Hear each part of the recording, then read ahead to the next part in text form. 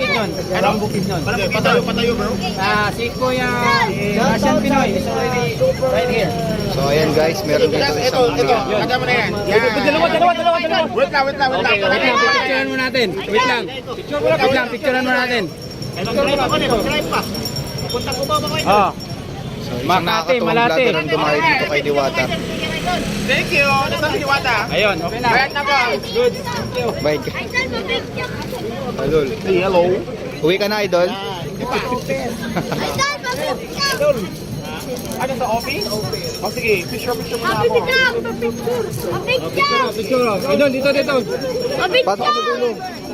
Idol, papicture daw yung bata. Idol. Papicture daw yung bata, Idol.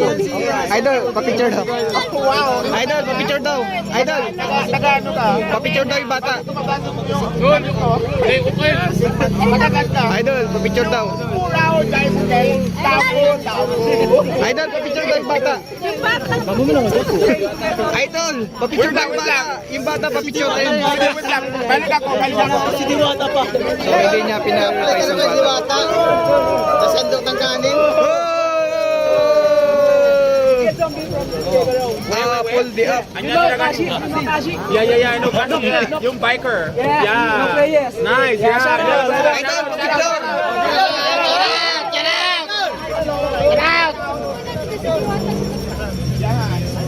Let's go.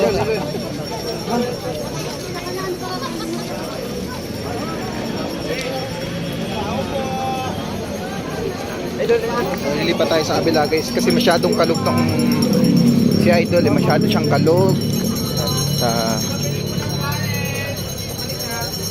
ayaw niya sigang tantanan sa inyo. Wala dito. Katukin mo, Idol. Katok. Katukin mo, Idol. Dito ka banda para makita. Katukin mo dito po.